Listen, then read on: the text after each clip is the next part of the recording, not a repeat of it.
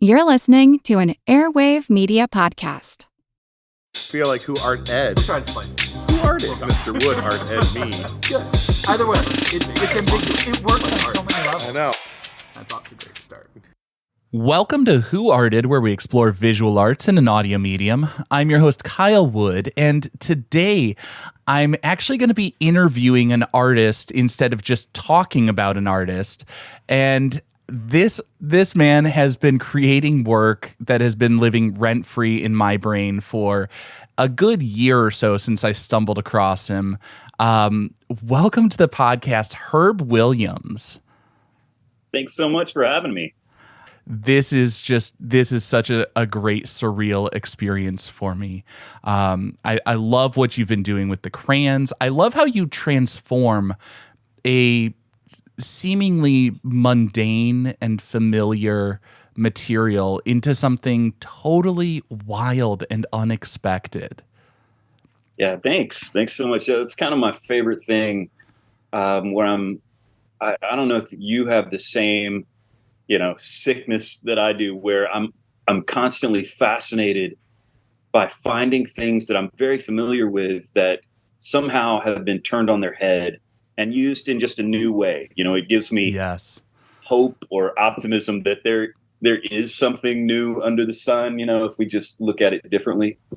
Yeah, I am always fascinated by artists who do these things that I never would have thought of. I love people who reimagine stuff. Just like, one of your series, your Master Heist series, I love that. I absolutely love it. In my classroom, one of my favorite challenges for students, I always said, steal this art. And I would put up a collection of artworks and I would say, you need to make something that's not a copy of it, but reimagines it. Apply these principles in a new way. And for those unfamiliar, your Master Heist series, you took classic works of art, Van Gogh's Starry Night. You've got, I think it's Magritte's This Is Not a Pipe, right? And you made them out of crayons. What inspired you to do that? Man, I mean, I'm not the first artist to steal. I'm going back. I mean, artists have done it throughout centuries, but my favorite is when you can find examples of artists doing it and they riff off each other. So Picasso first said, bad artists copy, good artists steal, right? That's yes, Picasso. And he actually stole that quote from T.S. Eliot. Right on. I never realized he stole it from T.S. Eliot, but I did find out that Warhol stole it from Picasso and one-upped him and said, good artists copy, great artists steal. And then most recently, Banksy simply stole Picasso's original quote and crossed out Picasso's signature and wrote Banksy. Yeah. And I'm like, how do you even improve on that? And finally, I realized I really want to riff on that. And I started playing with their quotes. And then I was like, I'm going to just create my favorite works of art throughout history and put a whole show together as though I'd invited my friends into my basement of this uber art collector where if price were no object, what would I put in this space? And then I dressed up for the show. I dressed all in black with like a cat burglar, pullover. And I simply would pick up, like I did a Blue Venus after Yves Klein. And I walked out with, I made small children cry when I would pop out behind a Ming Dynasty vase, and thinking like, I'm just going to flat out physically steal these and, make them larger than life. So there's no question that none of this was an actual, what it was. But it just seemed ridiculous and fun and kind of pointing back the finger at the whole art world at like, why can't we see all these together under one roof? I mean, the insurance would be insane to put them all under a roof, but it was so much fun. I think I had the Mona Lisa, Picasso's Mademoiselle's Avignon, like 6 feet high. So pieces that you never see together.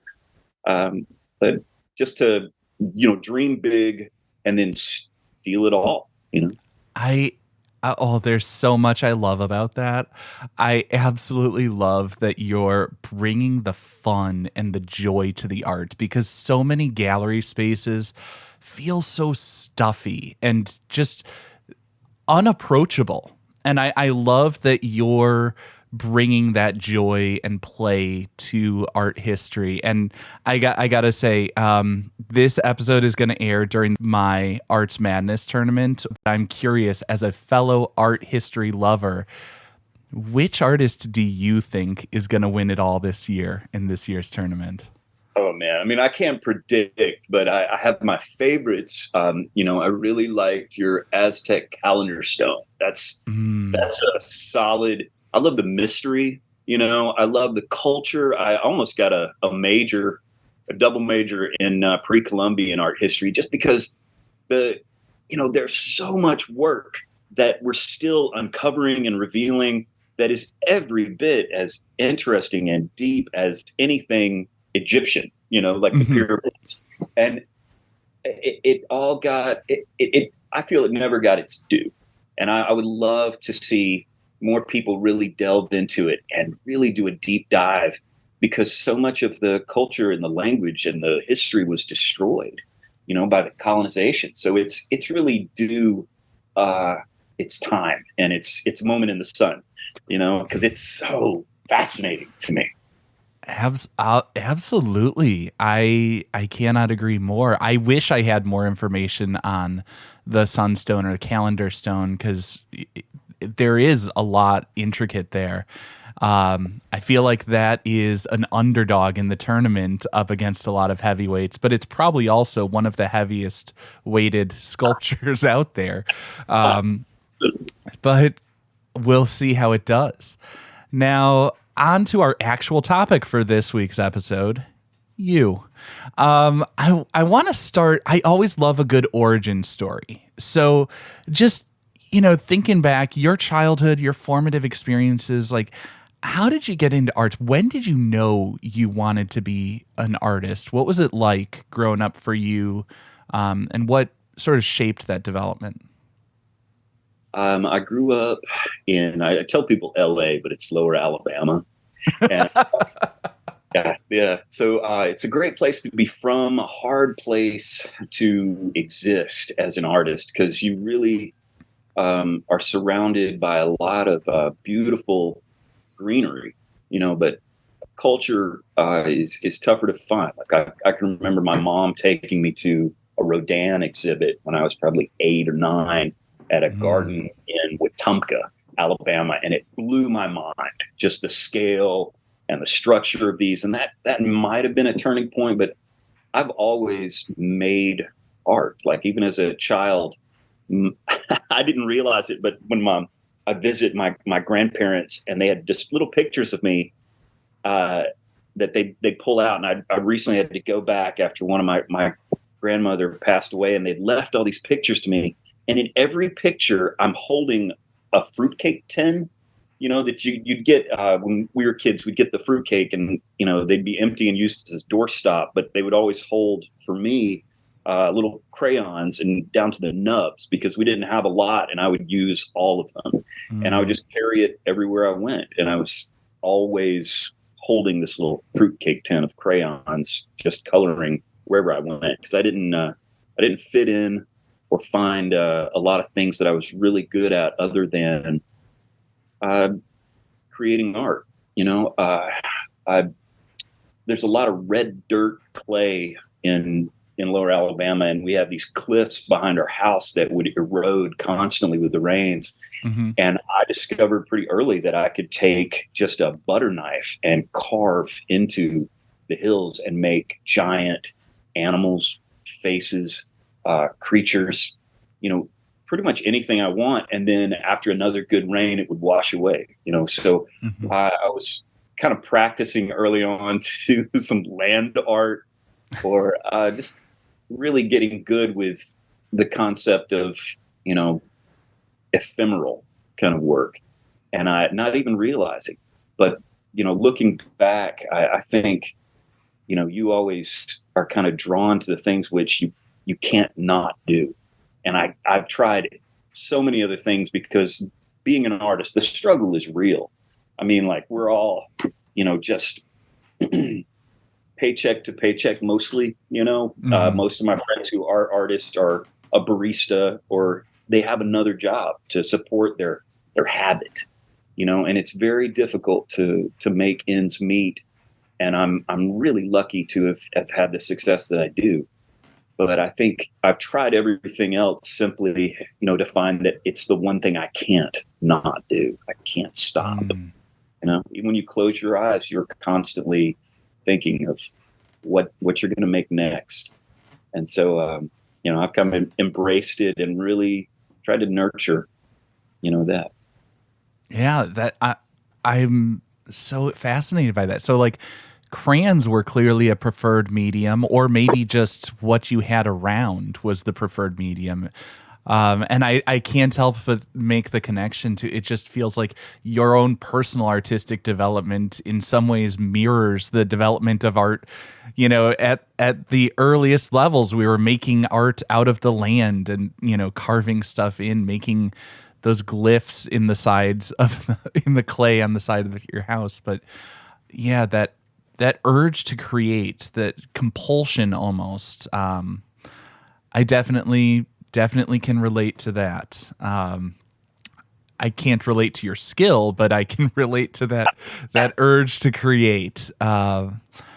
So if I recall correctly, and I'm going back a while in the memory banks here, but when we spoke about a year ago, you had said that, out of high school, you studied art, right? And then you started working in a foundry. Am I remembering that correctly? Yeah, you got a great memory. I went to high school. I was lucky enough to have a great art teacher. They got me into AP, which got me a scholarship to college. I studied art in Birmingham, Alabama, and it was the biggest city, in Alabama, and there were museums and galleries. And I felt really lucky, like moving from a small town to a bigger city really opened my eyes, until I, then went to New York and realized, wow, how I know nothing. And I was looking for just constantly building on that which I didn't know, and trying to find my own voice in it, because, it's so difficult as an artist to create anything and have it have you feel like it can stand on its own. And everything I was making just felt like I was almost regurgitating my hero, someone that I was looking up to. So who was that hero? Oh gosh. At that time, I loved MC Escher's work when I was in college, and then it became the sculptor he's got his own museum in New York, Japanese architect as well, where he's got his own coffee table, the Noguchi, Isamu Noguchi.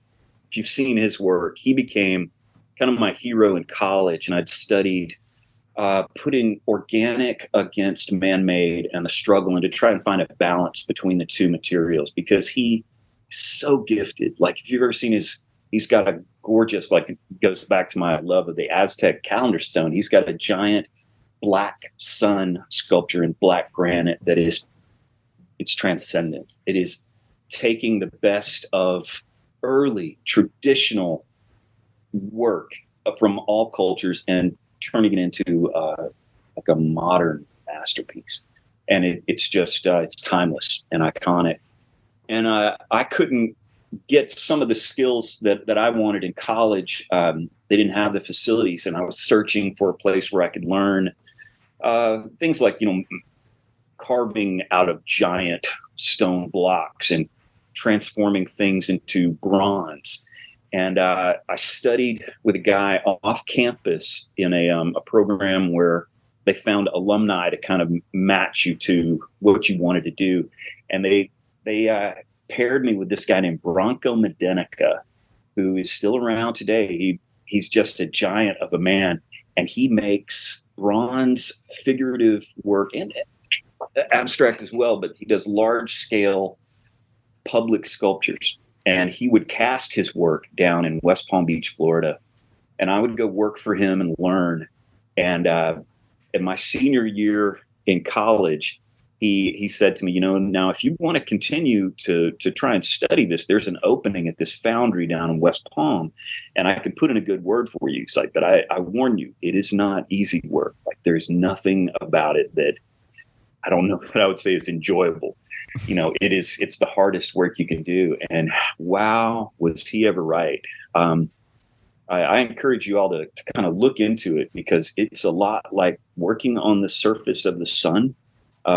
It's really incredible. The whole process is very old world, even with a lot of the modern technology that's added to it. There's still so much that is drawn from ancient techniques that were used to create just timeless bronze works, from the lost wax casting process, where it starts out, where people would bring sculptures to this foundry, like in clay, of a small thing that they would then want as a large scale piece. And we would go through the entire process of taking the clay work, making a mold around it, and then, turning that into a wax sculpture.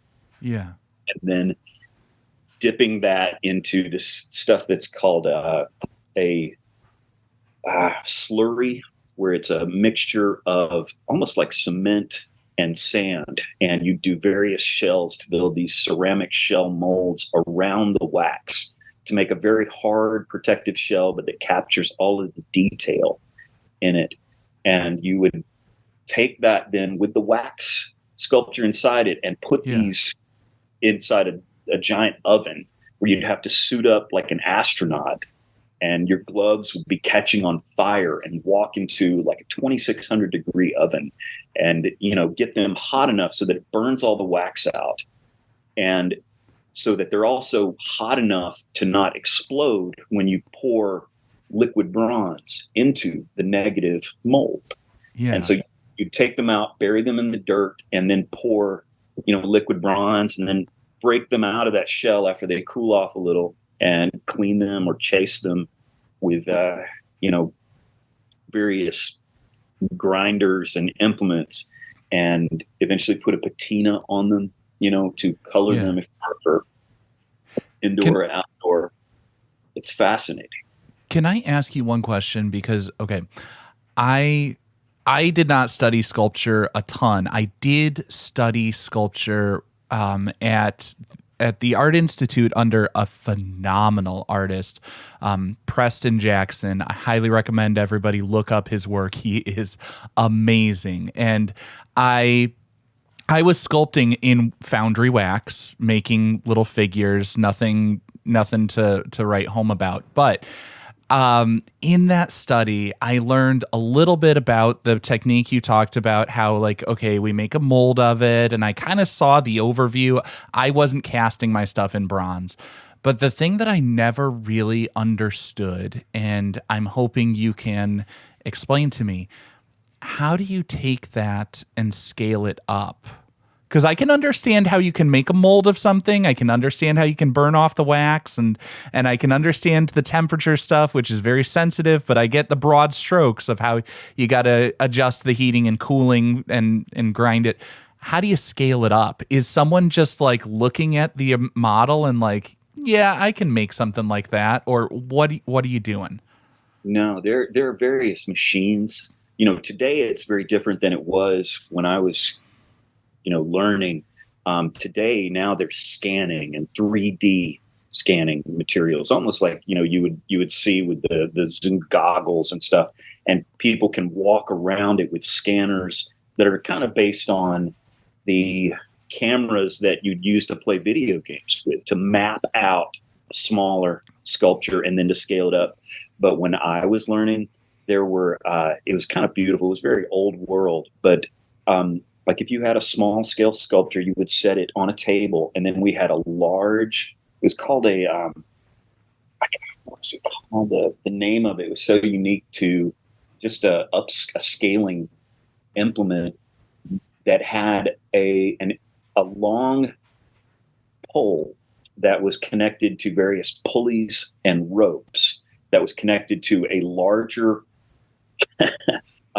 clay scooping element that you would use to map out various points on the smaller sculpture. And you would have to build large scale pieces so that every time, and it was just, you would add the size of the wheel or gear to then determine what scale you wanted, whether it was 1/12th, 1/25th, whatever.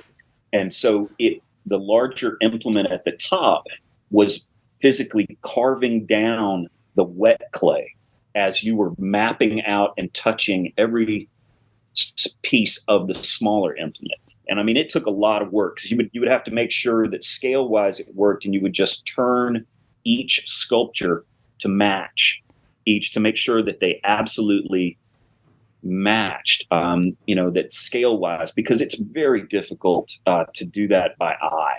Yeah. It's a 3-dimensional object. It's almost impossible. And this was the only way to guarantee exactness in scale. And it was really cool. I mean, it's very old. It's the same thing that Rodin, would have done. Yeah. And just was fascinating to watch, but a lot of work. But we were lucky enough to do, I got to cast one of the last sculptures of Dwayne Hansen while I was there. He was the photorealist. You've probably seen his pieces as tourists in a airport somewhere, and we did the man on riding lawnmower that's in the Whitney. And it's just this guy who's, got a Diet Coke on a John Deere tractor, and he's probably 300 pounds and with a ball cap. And it's phenomenal. It's phenomenal work. Just fascinating.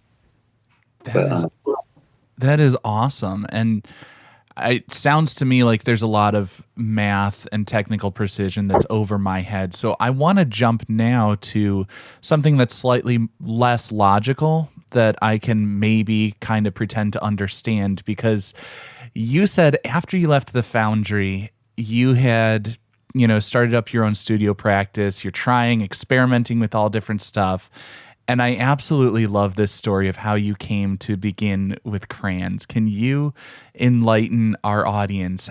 What brought you to crayons as your ultimate artistic medium? Sure. After I left the job at the foundry, I moved up to Nashville and carved out a small studio in the basement storage space of my apartment complex that was, I siphoned electricity in there, probably illegally, and started to make work that I felt was, in my own voice, like this is what I need to be putting out there. And I made so much terrible art. And for just a couple of years, and I kind of drove myself crazy because you're struggling, you're trying to find, it's there, something that's worthwhile, that could stand on its own and wouldn't need any explanation. Like the great works of art are. Everyone wants to create something that could go in a museum opposite one of their heroes. So they have this dialogue, and everything I made, I just felt was terrible. And so I did this for like a year and a half, and my wife at the time was like, just go and get a job. You're angry, you're dark, we're starving, she, was threatening to leave me. And I was like, all right, I'm going to go and I'll get the job as the barista and wash my hands of this. I can't find it. And so I had a bonfire of sorts where I burned a lot of my work, just early work that I felt was just awful. And I was so angry. And I fell asleep and just exhausted. And that night I had one of the most powerful dreams I've ever had. And in it, the San Francisco Museum of Modern Art called me, and they said, Mr. Williams, we want to offer you a retrospective, of your work. And I was like, great. I was like, hey, by the way, what is it of my work that y'all want to want to show. Like I could Smart man, even in your dreams, even in picking the up dream, the advice. trying to get them to reveal it to me. And they're like, we love all of your work, so we're just trust you to bring what you've done to us. Great. And then it shows me in the studio making work, but it's very blurry. And so finally, I get to go to the exhibit to see what I've done. And I don't know if you've ever been to the SF MoMA. It's amazing and gigantic. It's just, I saw a Keith Haring retrospective in '98, and it was so powerful and so overwhelming that it probably influenced that dream, I'm sure. But so many things that I do. He was just brilliant. And on every wall, on every surface was a small crawling animal. And it was an iguana in the dream, and it changed medium every next sculpture. And I was like, oh, okay, that's odd, but strangely compelling. It made sense in the show. And it was all the traditional mediums as I walked in, like wood, stone, steel, glass, clay.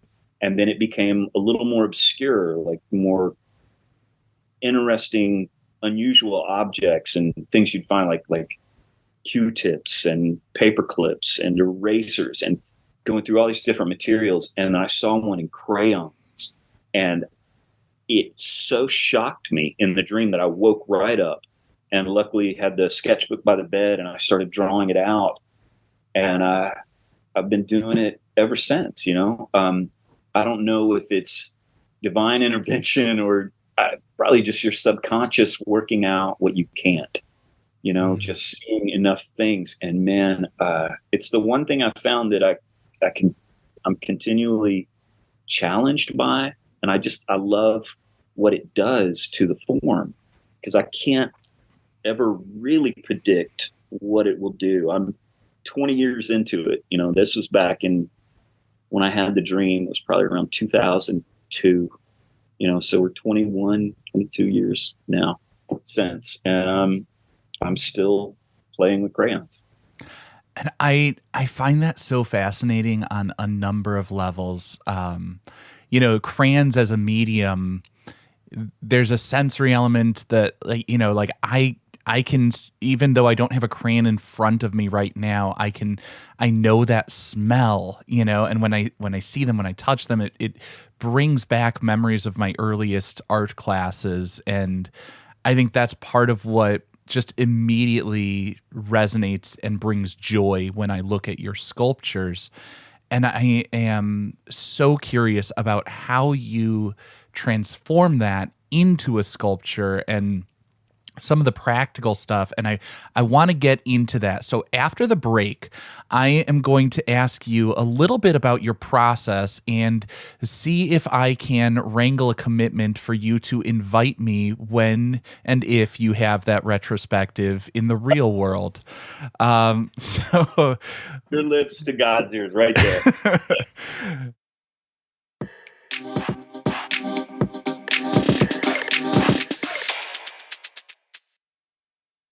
Now we're back talking with Herb Williams, one of my favorite contemporary artists who does just amazingly joyful and fun sculptures out of crayons. I look at crayons and I think I'm going to make a mediocre drawing. You look at crayons and think I am going to sculpt something mind-blowing out of wax. I'm so curious, how exactly does that happen? Because I've studied a little bit of sculpture. As I said, in college, I sculpted in wax and burned myself quite a bit as I'm holding up the lighter and trying to melt it and trying to do all that stuff. What can you just explain? What is your process for creation? How does a piece begin? Are you starting with a concept, a subject? Are you starting with a vision of the final product and then you work out connections? And, just physically, how do you do it? Absolutely. Yeah, there's a lot of processes to the work, but I start out like every other artist. I do a lot of sketching. I've got dozens of sketchbooks that I go through and make a lot of notes, make a lot of lists. I love lists, love to make them, but the drawing and the work in the sketchbook is where it all starts. And trying to make something compelling and interesting that would keep me invested in it is where the hard work starts. But I'm always thinking about the form and what kind of, not accident, but what surprise will happen within it that I can kind of surprise myself with. So I'm constantly trying to find something that is better than what I did last, and that's the tough part. But once you've got a drawing sketched out, like let's say it's a fox, I've just finished a fox or a rabbit or a fawn in my studio, and I'm really always inspired by nature. I'm based here in Nashville, and the city is just booming. It's still the smallest big city, for those of y'all that are in big places. But for me, from a very small town, I would much rather see a fox or a rabbit or a deer when I turn down an alley than, the bachelorettes who have taken over our city. And so they're continually inspiring and colorful. So like to do a red fox, I would sculpt it out, and I start with welding together a steel armature that I would then build over. So I'll take steel rebar, it's real common, and just cut them and weld them into a basic skeleton that's strong, and then build over that with wood and then with foam and carve that to create more of the 3D, the dimensionality of it, to get it into a shape that is compelling and has movement to it. Mm-hmm. But the trick is when you add the crayons to it, you have to guess that kind of real thick, almost like a winter coat, will happen, and what the sculpture should look like, almost a starved creature, basically, that I'm creating beforehand. And I use that steel and foam and wood to keep it as lightweight as I can, because I will then fiberglass over that. Because I used to just do things primarily in wood, and they're great until you get to like a tail or a paw and you have to ship something, and it will snap invariably. So the fiberglass over the steel is the one thing I've found that I've been really happy with, and it's strong but yet lightweight enough to where mainly I can move it myself. And then I will let that dry. It's a nasty process, and if you can find someone to help you with fiberglass, I highly recommend it. It's my least favorite thing. And then I'll paint it to what, almost like a paint by number, so that I'm using it as a template to when I begin to cover it with crayons. And so I've got my form created, which is the majority of the work, not the majority, but a lot of it goes into that. And then I'll get my crayons, and I get the Crayola crayons directly from Crayola themselves in quantities of 3,000 of a single color in a 50-pound case. And I do that because I've tried casting my own, and they're just not the same. I can't get the smell right, and there is something about the Crayola. It is one of the top 10 most recognizable scents on the planet, so that's kind of my threshold into fooling people, that they, are familiar with my work before they even know who I am, and it's a great, it's amazing kind of step. But I also like it in studying art history. I found out about the Fluxus art movement, where they're interested in art that it appeals to more than one of the senses, and to appeal to people's sense of smell as well as have a tactile quality to it. It's one of my favorite things. And I I could never produce the right scent with the wax. And I found out Crayola is more guarded about the scent than they are about the pigmentation or anything. Like it's wild. That's interesting. It's almost like it's art for people with synesthesia, which is like the combining of senses. One sense triggers another. Which who was it? Kandinsky had synesthesia, but Yeah. I digress. I am curious. How did you get Crayola to just start shipping you like thousands and thousands of crayons? Did you just like bang on the doors of the factory and be like, "Look, I know this is good. Just hear me out on this. I'm gonna do something. It's gonna work." I had to become a problem for them before they would even listen to me, because I had no idea you could get them in those quantities. Anybody can go online and get a box or a case of 64, and they will custom pack it. It's very expensive, it's like $10 a box, but you can get a custom 64 box of all carnation pink or sky blue. And those are their most popular that people buy and give as gifts to, folks who've had a new baby. And so once I found out I could do that, I would order cases and cases. And that was where my material costs went into. And that's how you learn it becomes very expensive very quick to become a sculptor. But I ordered so many that Crayola began shipping me these giant boxes with lots of cases inside.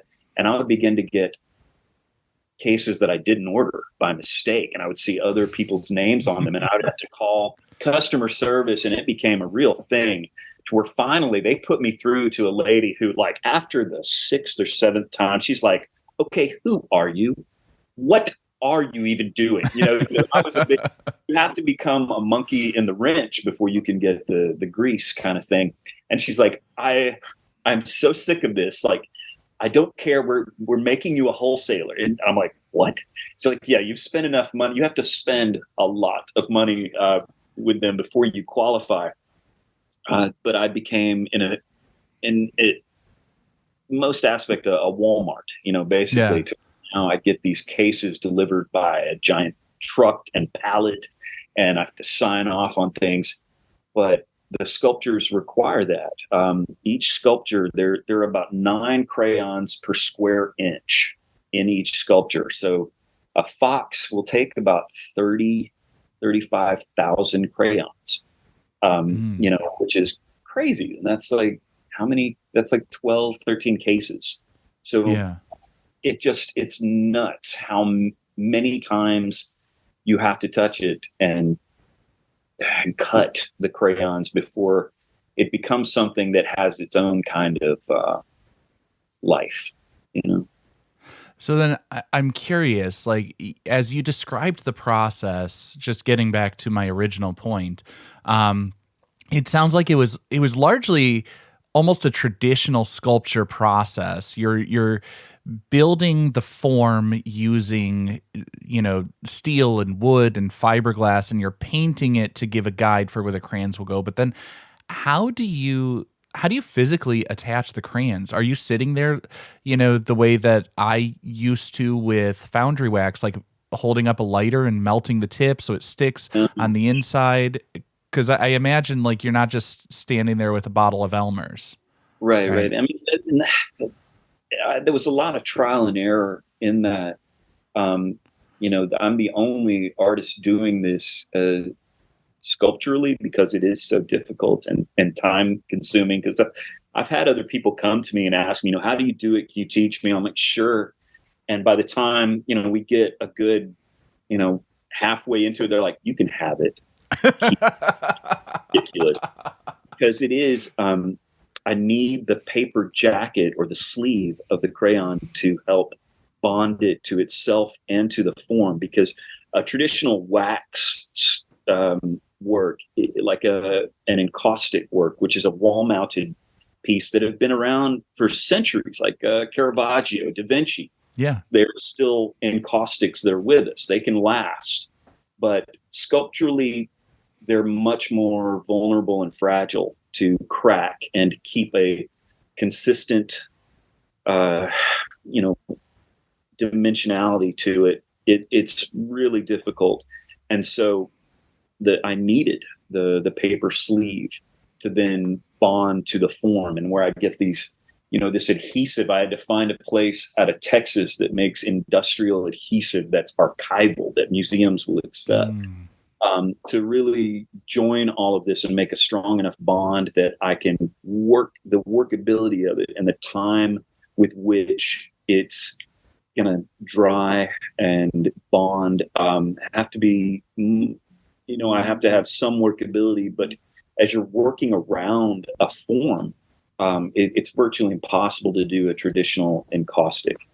And so I kind of had to create my own technique with that. And it's different, but it's part of the process, man. But you have to touch something several, hundreds, sometimes hundreds of thousands of times to complete it once it takes on that kind of crayon look.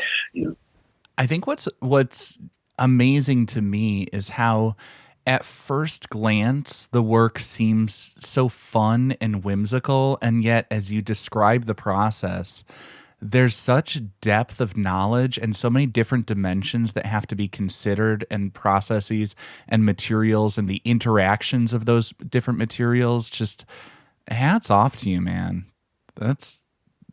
It's impressive. I love to see people who are good at what they do and do it at a high level. And the more I learn, the more I just am appreciating what I'm seeing in front of me. So thanks. So you have to consider the archival qualities of the adhesive that you're using. Do you then have to do any sort of like a seal coat on it? I have that conversation a lot with the folks who own them, whether it's a museum or an airport or a children's hospital, or, the average collector who just wants to put it in their house. And it really depends upon what you want to do with it. For lobbies where people are tempted to touch it, typically just a plexiglass box covering it is enough. I have not found a sealant to put over it that really doesn't destroy it, and become a barrier in itself that you can't see. You see it. And I want to see the crayons, it becomes its own thing. You shouldn't have to put too many barriers between you and the art, or it just loses all its luster. Other places where, like if it's in a children's hospital, I have cast the entire work and then hand painted it so that it looks exactly like it. Yeah. You talk about time consuming, but it lasts forever, and then, but you don't get the smell as well. And most people want both the smell and the feel. And, I try to tell people, art is a lot like a dog that you're not familiar with. You may want to pet them, but until you know them, or you own them, you try not to pet the art. It's a great compliment to me, but unless you own it, you don't want to touch it too much. I try to look at it that way. Yeah. Now, I guess it's a little bit of a segue. I want to wrap up with just like two more questions. One would be, because this is a show that people of all ages can listen to and appreciate, for any younger aspiring artists, what advice would you give? I think dreaming big is my favorite. Like, take the largest risk you can, where you can still get away with it and not have to leave the country if it fails. Try to think as large as you can. The things that inspire me are, not necessarily the scale of the work, but the concept, where it's just incredible. And it can be a simple concept, but just done in a way that, like, wow, man, just the time and effort in that.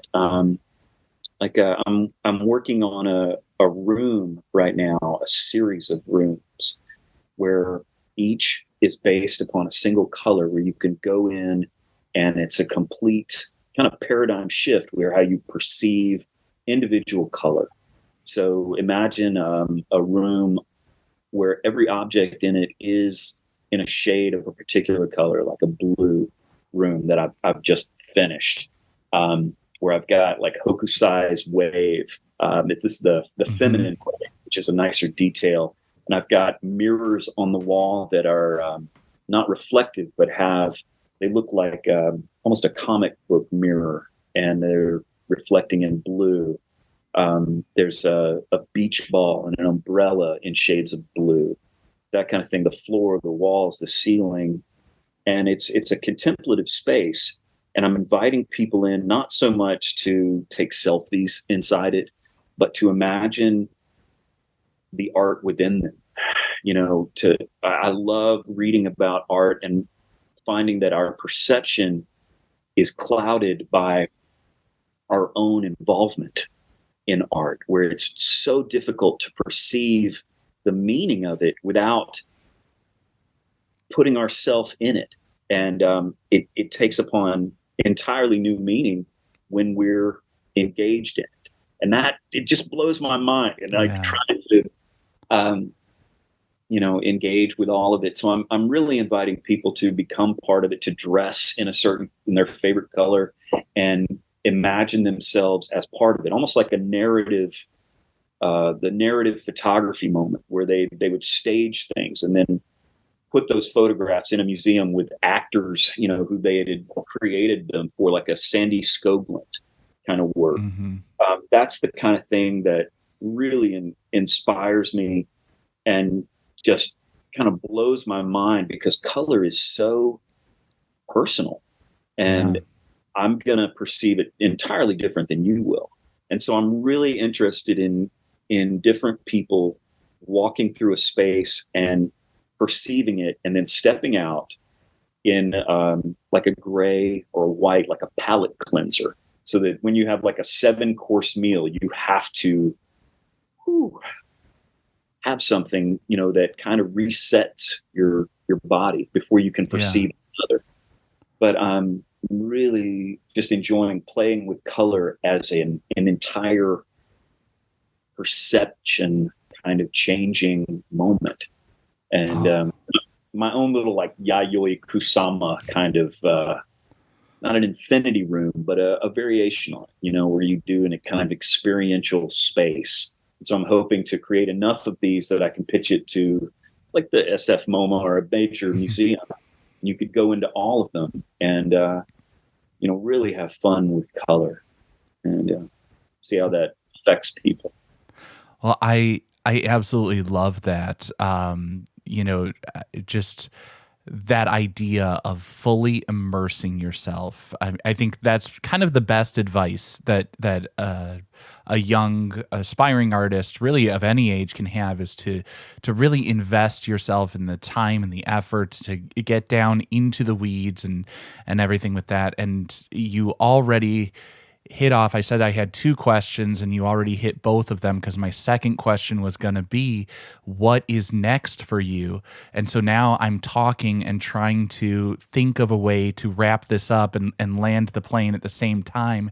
And so I'm going to go back to the question that I foreshadowed before the break. If you get that retrospective at SF MoMA, or we'll say my local museum at the Art Institute of Chicago, if you get that installation, can I get the VIP ticket? Completely. I'll have you dress in your favorite color and become part of the art in that. Man, yeah, the Art Institute's incredible, man. I highly encourage people to go there. It's just one of those paradigm shift moments where you can encounter art. It's seeing it in person is so important, and it just changes your perspective immediately. So I hope everyone can go. I'd be honored, to show there. And we've got you on the record now. If that happens at either of those museums, or I'm just gonna throw it out there, any other major cultural institutions, you're bringing me along. And thank you so much for taking the time to come record with me. It has been a surreal honor. I absolutely love your work. Highly encourage everyone check the links in the show notes. I will put your Instagram, your website, all of that stuff on there. But thank you so much, Herb Williams. Thanks so much. My pleasure. This concludes this week's episode of Who Arted, part of the Airwave Media Podcast Network. If you found this tolerable, please leave a rating or review on your favorite podcast app. You can find images of the work being discussed this week and every week on social media at Who Arted Podcast on Twitter, Instagram, and TikTok, and of course on the website whoartedpodcast.com. Podcast done.